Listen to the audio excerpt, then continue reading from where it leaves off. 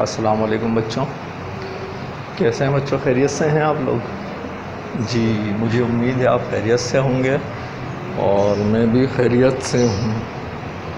आज हमारे पास आपका 5वां सबक शुरू हो रहा है कि है एक नज़म। और नज़म क्या है? नज़म का उन्वान है दरगुज़र।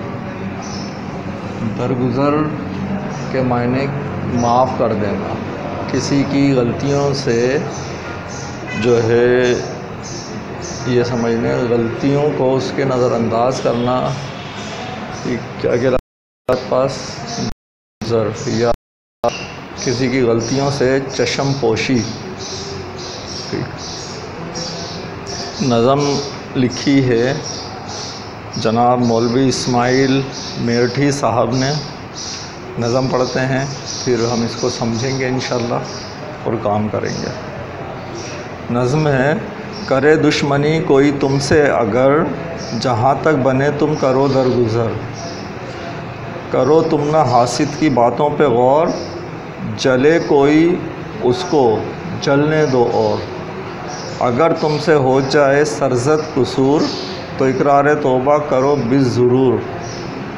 बदी की हो जिसने तुम्हारे ख़िलाफ़, जो चाहे मुआफ़ी तो कर दो मुआफ़। नहीं बल्कि तुम और एहसान करो, भलाई से उसको पशीमा करो।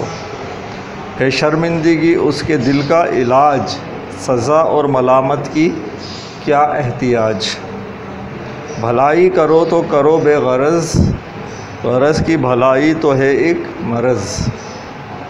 जो मोहताज मांगे तो दो तुम उधार, रहो वापसी के ना उम्मीदवार। जो तुमको खुदा ने दिया है तो दो, ना खिस्सत करो इसमें जो हो सो हो। मौलवी इस्माइल मेरठी साहब, और बड़े अच्छे अल्फाज में इन्होंने हमें पैगाम दिया है, बहुत सारी अच्छी बातें सिखाई हैं। क्या हैं?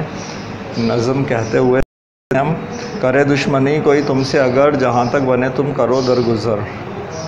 अगर कोई तुमसे दुश्मनी कर रहा है तो तुम दरगुज़र से काम लो, ना कि उसके मुकाबले में खड़े हो जाओ या जवाबी हमलों में अपना टाइम लगा के, सोचने में अपना टाइम लगा के ज़ाया कर दो और एक अच्छे काम से भी रह जाओ। करो तुम ना हासिद की बातों पे और, जले कोई उसको जलने दो। और जो हासिद हैं, जलने वाले हैं, वो जो बातें करते हैं उस पर गौर ही नहीं करो। आप जो भलाई का, अच्छाई का काम कर रहे हो उसको जारी रखो, जो जल रहा है उसको जलने दो। आपका क्या जाता है?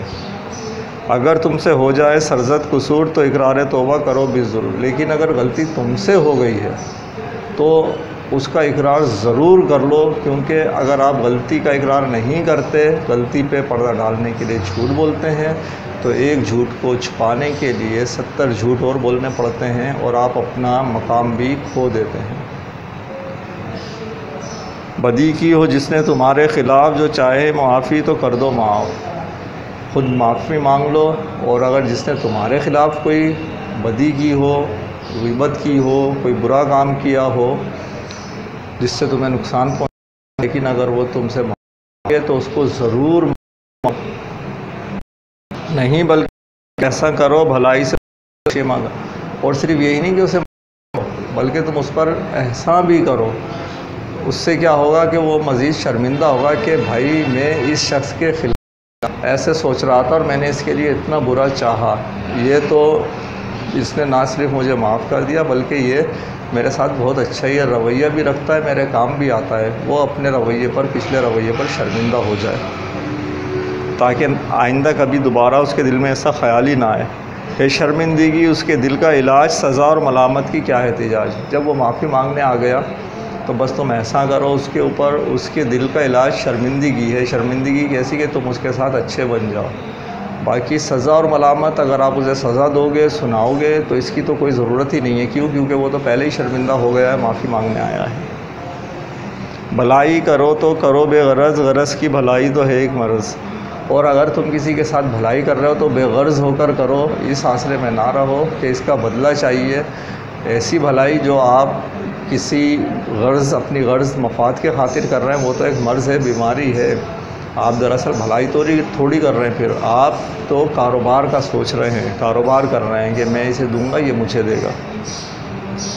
जो मोहताज मांगे तो दो, तुम उधार रहो वापसी के ना उम्मीदवार। और यहाँ पर एक हमारा जो इस्लामी तरीक़ा भी है कर्ज़ हसना, वो बोला गया है कि अगर कोई मोहताज मांग रहा है तो तुम उसे कर्ज़ दो और वापसी के उम्मीदवार ना रहो। कर्ज़ हसना भी हमारे पास यही है कि आप कर्ज़ दे दें बग़ैर सूद के, और जब उसको सहूलत हो वो अपनी मर्ज़ी से वापस करे।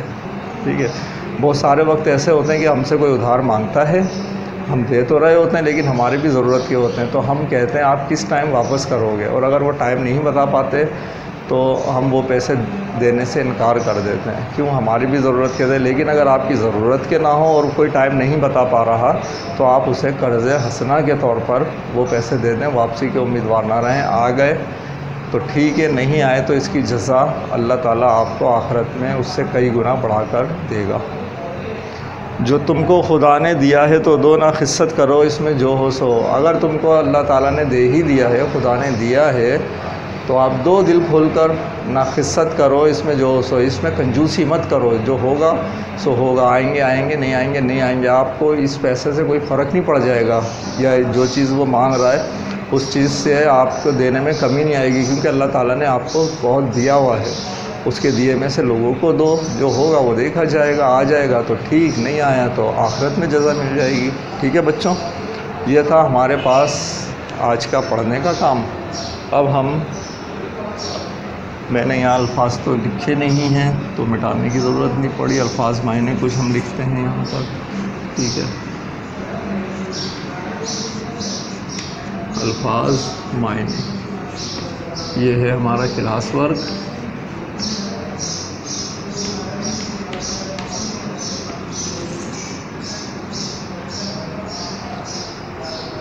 मेरे साथ साथ आप लिखते जाएं। दरगुज़र, माफ़ करना,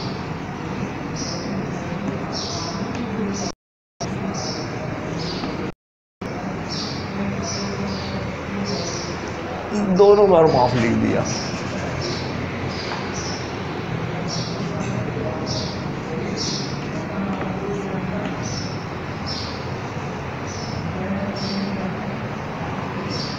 फिर लफ्ज़ आया हासिद, मायने जलने वाला।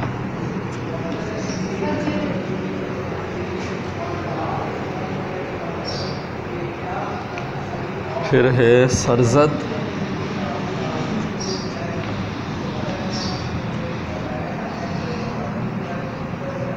सरजद के मायने तो या तो वारिद होना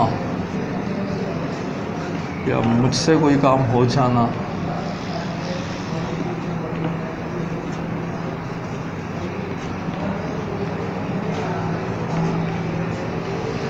या मुझसे भी ना हो कुछ काम होना। क्योंकि सरजद मुझसे हो या आपसे हो, जिससे भी हुआ उसके मायने काम होना।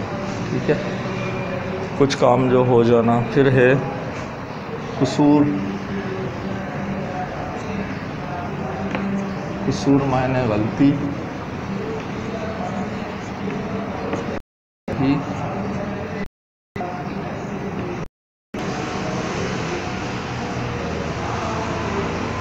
इसके बाद है इकरार,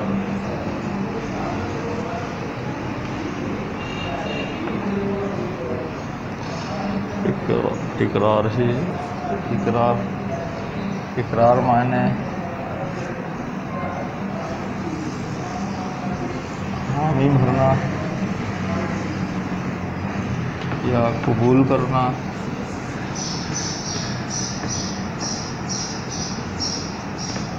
या मान लेना, क्योंकि ये सब इकरार के मायने हैं। और आगे पशीमा,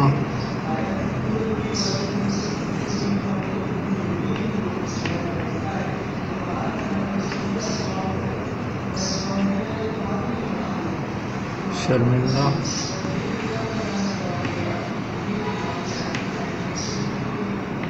या नादिम, शर्मिंदा होना या नादिम होना। और मला,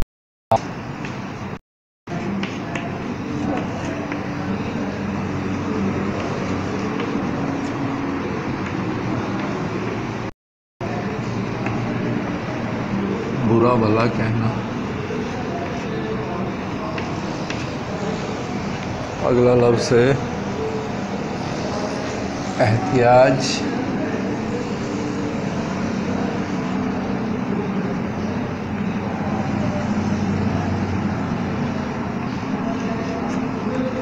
ग़र्ज़, ज़रूरत,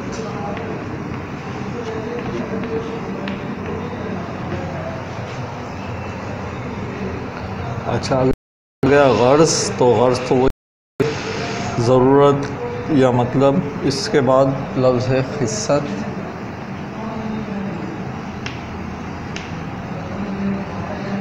ख़िस्सत कंजूसी,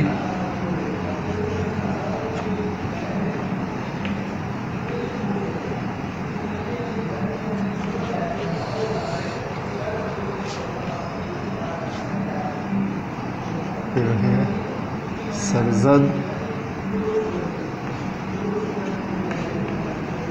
वाक़े होना,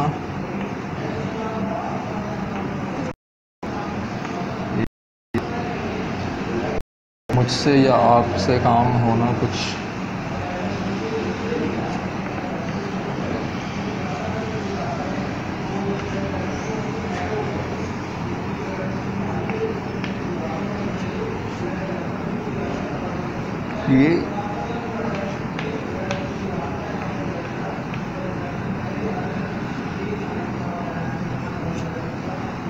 ये लफ्ज़ मेरे ख्याल में लिख लिया था हम लोगों ने। चलें ठीक है, ये मिटा रहा हूँ मैं। अल्फाज मायने हो गए हमारे पास।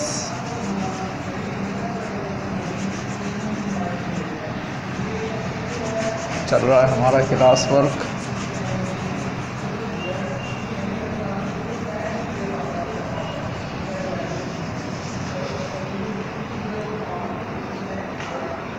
अल्फाज मायने के बाद है अल्फाज मुतज़ाद।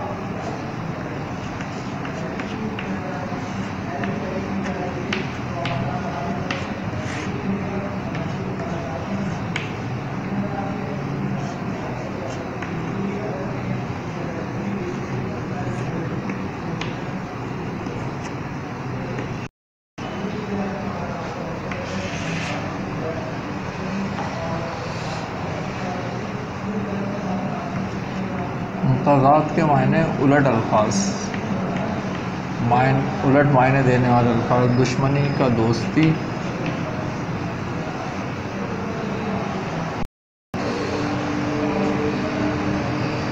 बदी, नेकी,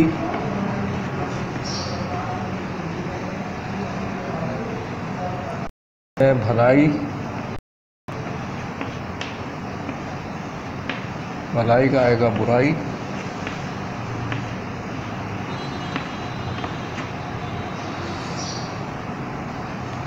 सज़ा, सज़ा का आएगा जज़ा, और उधार। उधार की उलट क्या होगी भाई? नद,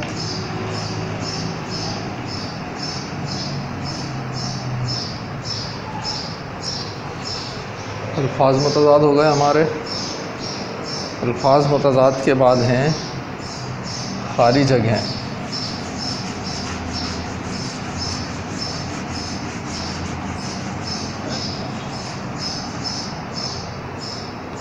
अभी तक तो सारे काम मुझे ही कराने पड़ रहे हैं। आज आपके पास अभी तक कोई सवाल नहीं आया है ना? आ जाएगा, जल्दी आ जाएगा।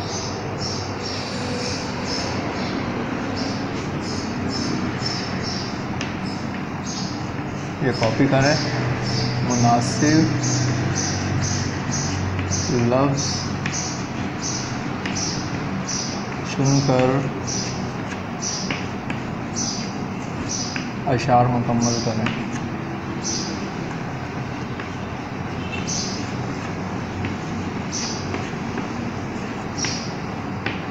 ठीक है।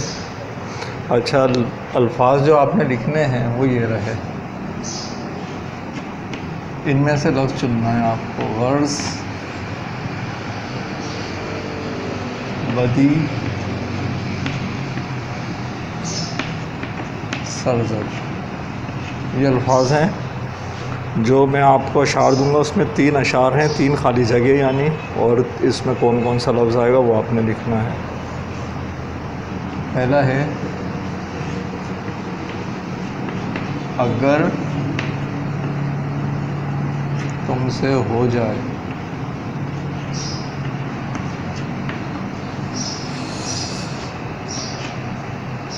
ये खाली जगह है, यहाँ क्या आएगा, तो इकरार तौबा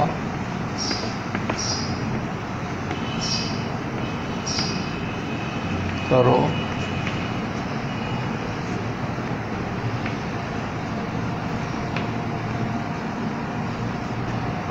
बिज़रूर। दूसरा है डैश की हो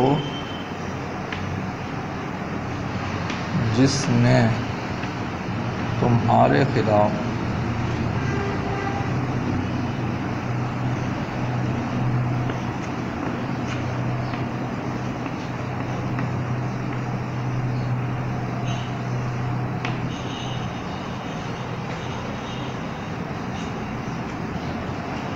जो चाहे मुआफ़ी।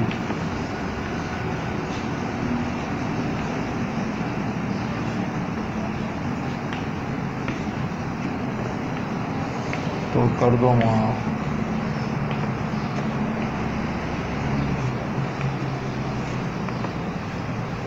ठीक है। तीसरा है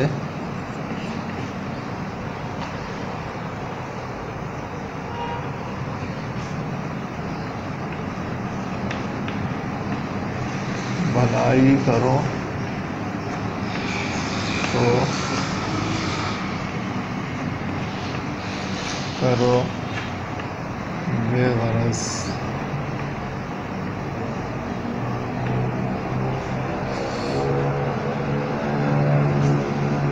फिर यहाँ खाली जगह है,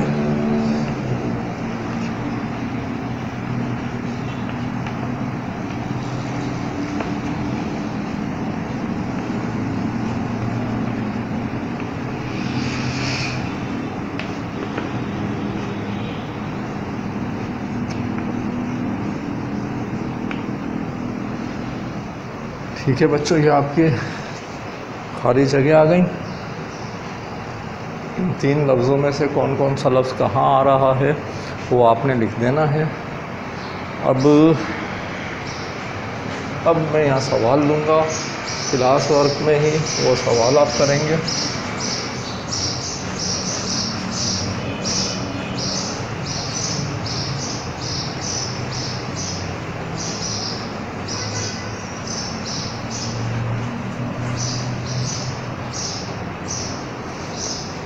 सवाल क्या है?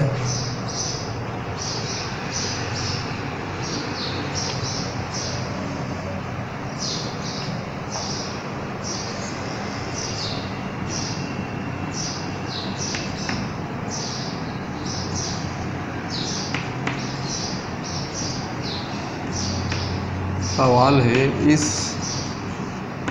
नज़्म में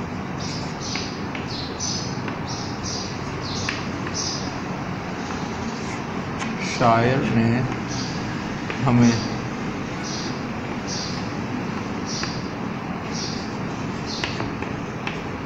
क्या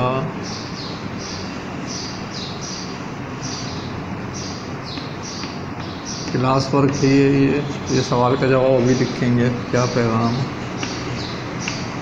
दिया। ठीक है बच्चों, जल्दी से सवाल का जवाब लिखिए। इस नज़म में शायर ने हमें क्या सबक दिया है, ये समझ लीजिए कि इसका खुलासा हो गया इसका ये, ठीक है, नज़म का। अब है होमवर्क। आज का क्लास वर्क हमारा पूरा हुआ।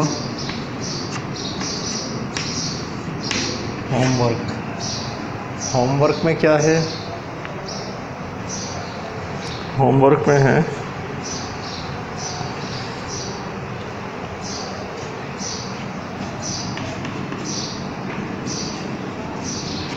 हुजूर पाक सल्लल्लाहु अलैहि वसल्लम की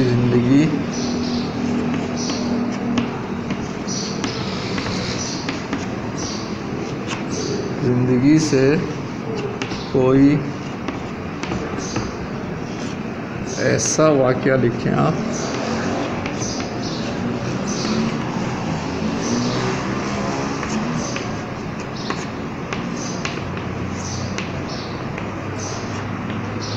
लिख कर लाना है जिसमें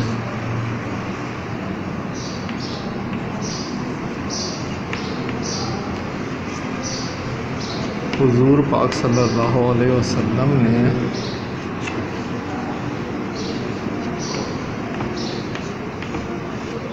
बुराई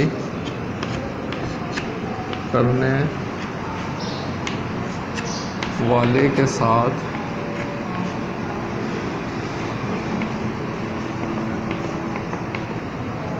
भलाई की हो।